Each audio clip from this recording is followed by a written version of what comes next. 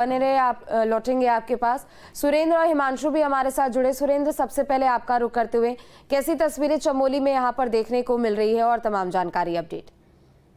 बिल्कुल, चमोली जनपद की अगर बात करें तो चमोली में 10 नगर निकाय हैं, जिसमें से 4 नगर पालिकाएं और 6 नगर पंचायतें हैं। और इस नगर पंचायत चुनाव को लेकर 80 पोलिंग पार्टियां यहाँ पे 80 मतदान केंद्र बनाए गए हैं और जिसमें लगातार शांतिपूर्ण तरीके से यहाँ पे मतदान हो रहा है। और अब तक की बात करें तो लगभग 30% मतदान हो चुका है। और जिसमें पूरे नगर चमोली जनपद की अगर बात करें तो नंदप्रयाग जो नगर पंचायत है उसमें सबसे सर्वाधिक अभी मतदान हुआ है।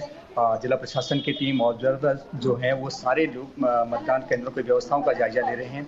और मतदाताओं में जिस तरह का उत्साह दिख रहा है उसे लगता है कि बड़े अच्छे मत प्रतिशत में यहाँ पे मतदान होगा। हालांकि लंबे समय से प्रशासन की ओर से, निर्वाचन की ओर से जो जागरूकता अभियान चलाया गया कि अधिक से अधिक संख्या में यहाँ पे मतदान हो, उसका असर यहाँ पे देखने को मिल रहा है। ठीक है, लौटेंगे आपके पास। हिमांशु, आपका रुख करते हुए, बागेश्वर में सुबह 8 बजे से वोटिंग की प्रक्रिया शुरू हो चुकी है, लिहाजा यहाँ पर मतदाताओं में कितना ज्यादा उत्साह देखने को मिल रहा है? आपने भी बात की होगी मतदाताओं से, क्या कुछ कहना है उनका और कैसी तस्वीर यहाँ से और निकल कर आ रही है?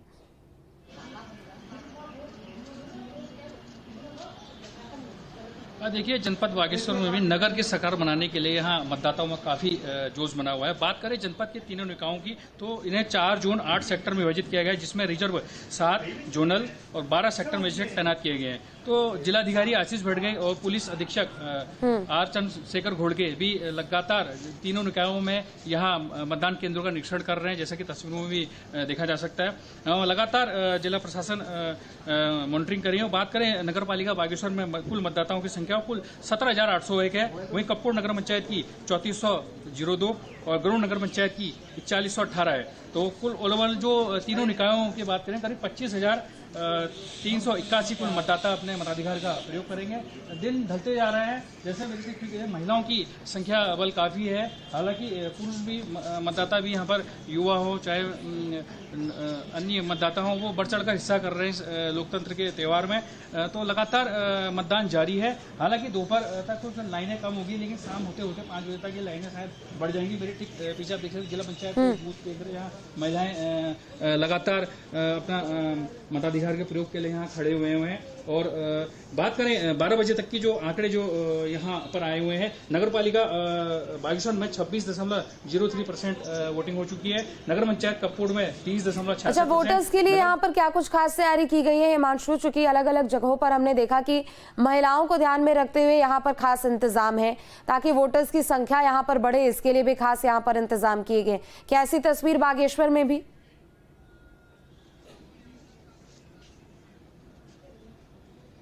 बिल्कुल, जैसा मैंने बताया जनपद में 3 निकाय हैं, 1 नगर पालिका, 2 नगर पंचायत। उसमें से कपकोट नगर पंचायत में तीसरा चुनाव है और गरुड़ नगर पंचायत हाल ही में अस्तित्व आई है, पहली बार वहाँ वोटिंग हो रही है। तो उसको लेकर लगातार मतदाताओं में जोश है। नगर पालिका जनपद की काफी बागेश्वर नगर पालिका पुरानी है, इसका पुराना इतिहास है। जब जनपद अल्मोड़ा में शामिल था तो यह बागेश्वर नगर पालिका काफी पुरानी है। तो यहाँ मतदाताओं में काफी उत्साह बना हुआ है। बुजुर्ग महिलाएं हैं यहाँ पर अपने। ठीक है हिमांशु, लौटेंगे आपके पास।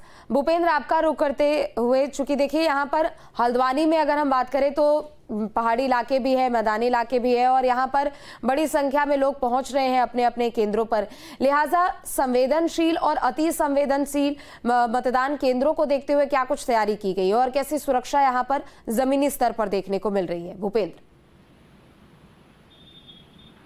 जी बिल्कुल, मैं प्रातः 8 बजे से अगर बात की जाए तो मतदान शुरू हो गया था और 12 बजे तक जो मतदान है वो 22% हुआ है। और उसके अलावा अगर बात की जाए संवेदनशील और अति संवेदनशील जो बूथ हैं उनको लेकर यहाँ स्थानीय प्रशासन और जो जिला निर्वाचन विभाग के साथ जो पुलिस बल है वो लगातार और जो उस एरिया के जो सेक्टर स्टेट है वो लगातार उस जो मतदान क्षेत्र मतदान बूथ हैं उन पर निगरानी बनाए हुए हैं। और अभी बात की जाए जो आंकड़े आए हैं वो 12 बजे तक आए हैं और अब जो आंकड़े हैं वो धीरे धीरे बढ़ते हुए जा रहे हैं। अब दोपहर ढलने के बाद अब आंकड़ों की जो अगर बात की जाए गति है वो धीरे धीरे बढ़ती हुई जाएगी और जो मतदाता हैं वो लगातार खुलकर आ रहे हैं और उनमें काफी ठीक है। उत्साह है, क्योंकि ये जो चुनाव होता है ये अगर बात की जाए जो वो होती समस्या ठीक है, लौटेंगे आपके उनको पास लेकर अजीत, आपका खास रुख तौर पर। करते हुए। चूंकि देखिए यहाँ पर संवेदनशील हो या फिर अति संवेदनशील मतदान केंद्र हो, सुरक्षा व्यवस्था के व्यापक इंतजाम दिख रहे हैं, लेकिन ये जो 3 नए निगम हैं 2018 की बात करें और अब जाकर लंबे समय के बाद ये जो 3 नए निगम बने हैं, ये दोनों पार्टियों के लिए और खास तौर पर निर्दलियों के लिए कितना ज्यादा महत्वपूर्ण साबित होते हैं? चूंकि 3 निगम है, जाहिर सी बात है यहाँ पर समस्याएं अलग अलग होंगी और उन्हीं समस्याओं को लेकर सभी लोग दावा कर रहे हैं। बीजेपी कह रही है कि ट्रिपल इंजन की सरकार होगी, तो कांग्रेस कह रही है कि बीजेपी भ्रष्टाचार कर रही है और कई आरोप यहां पर है।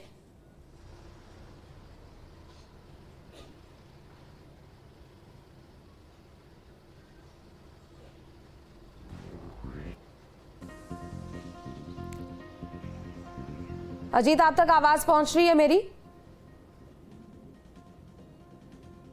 जी बिल्कुल बिल्कुल। देखिए ये आपने बिल्कुल एक ऐसी बात कही है जो यहाँ पॉलिटिकल कॉरिडोर में एकदम से जो सभी की जुबान पर हैं। भारतीय जनता पार्टी पूरी तरह से इस बात का दावा कर रही है कि उन्होंने जहाँ जहाँ उनके निकाय में उनके बोर्ड स्थापित हुए थे पिछली बार, वहाँ पूरी तरह से सुशासन और भ्रष्टाचार मुक्त सिस्टम को देने का उन्होंने काम किया, लेकिन कांग्रेस इस बात को नहीं मान रही है। तो कांग्रेस का दावा है कि, और कांग्रेस ये आरोप भी लगा रही है कि जितना भ्रष्टाचार भाजपा के बोर्ड जहाँ हैं, जहाँ उनके मेयर हैं, जहाँ उनके अध्यक्ष हैं, चेयरमैन हैं, वहाँ पर जितना भ्रष्टाचार हुआ है उतना कहीं नहीं हुआ।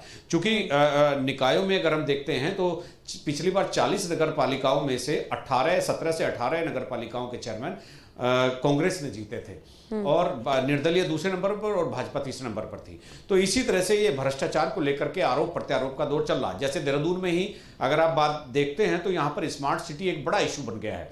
1500 करोड़ रुपए खर्च होने के बाद भी चीजें जिस तरह से बिखरी हुई पड़ी है, वो उसे कहने का मौका कांग्रेस को मिल रहा है। जी बिल्कुल, आप अपनी बात पूरी कीजिए अजीत।